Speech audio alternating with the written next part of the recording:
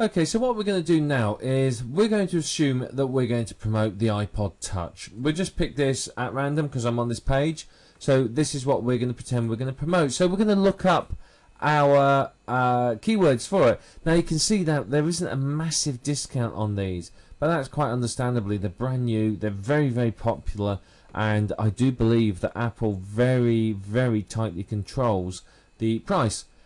So what we do is we'll go here to the Google external keyword tool. Now we'll type our keyword in here. We're going to put iPod Touch in as our keyword. Now advanced options, you can pick countries and languages depending upon what you're particularly searching for, and you can select any other options as you want. What we want to do is we want to look for global monthly searches that are over 1,000 and global monthly searches which are less than, we're going to say 20,000 here. Okay, that will give us a few results. Now we will get 100 results here from this without logging in. If you have a Google account, you can sign in. It's free to set one up, and they'll give you several hundred results instead. So we click on search, and off Google goes to do its magic for us. And you can see it's coming up now with some suggestions for keyword. Here we are. So you can see it's come up with a number of different keywords that we may or may not be interested in using. So if we click on global monthly searches, we can see what people are looking for. So we can see that iTouch cases is good. We can look at iTouch games, and you can see new iTouch 2009. That's obviously quite out of date, and so on. So we can see some of the sites here. So what we would do is we would then say, well, this looks like it could be an interesting one. So we'd take this and we'll just go to Google and we'll do a search and see what the competition is like. This has got almost 2 million, way too much. What I'd be interested in is anything under about 2,000. So let's have a look at this one, iTouch for sale. Let's put that into quotes and do a search. Again, 33,000. So that's a little bit better. And if we have a look down, we can see the sort of sites for sale. There's a lot of user-generated content. So you got like this is a forum where they're selling something. That's classified ad. Another forum, Facebook, and another classified ad. So you can see there's quite a lot of potential there. So you found some good keywords. What you want to do is you want to look for ideally probably sort of 5 to 10 keywords that you want to target. So you just keep going through this process until you find some decent keywords that you think, yep, they're the ones I could work. Now that's definitely one we could do, but we can go back here and you can try typing in things like iPod,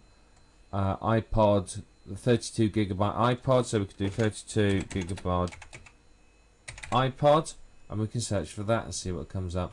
You can also try widening these searches, but bear in mind the higher the searches go, the more competition there will be, and the more likely you're going to find other people competing with you. So again, you can see there 16 gig MP3 player, that gets 12,000 searches. So let's just go over here, let's put it into, because there was there isn't a 16 gig version, but if there was, we could use that. You can see again that's probably a bit high for what we're after. If you look at the content, it's all authority sites like Amazon, Play, these are shopping sites, so that one would be very difficult. Which, that's a review site that's very well established, so you'd probably struggle with a keyword like that, but that's pretty much what we need to do. You just keep going through and finding the keywords that you want. Now, obviously some of these like Apple, iPod, potentially it's a trademark. Now, if you want to deal with trademarks, what you really need to do is to contact the trademark holder, go to the company and say, I want to promote this product. I'll be using a website like this, I'll be doing it this way, and I'm promoting your product to try and make sales of it and to earn money by making sales. In most cases, they will go, yeah, sure, no problems, don't mind you doing that.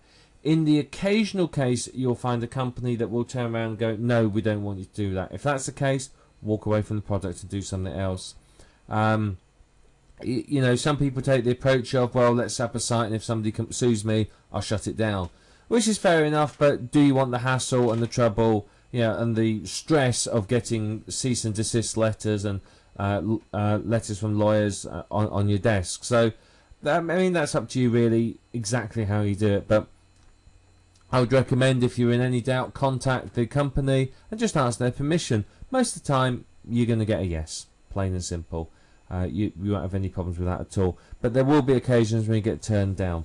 So that's basically what you do, and then you've got your keywords, and you can use your keywords for registering domains, writing articles, and so on and so forth.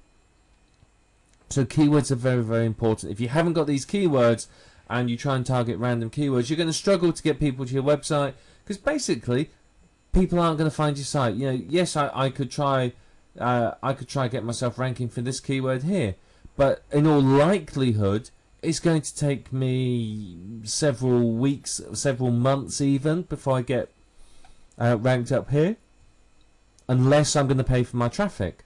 So you do have to consider that. It can be difficult. The advantage of sort of less competitive keywords, like for example this one, is it'll be much easier for you to rank in the top 10 for and get some good traffic. So just consider that. But make sure you do your keyword research. You need about 5 or 10 of these keywords ready to rock and roll so that you can use them in the rest of the program.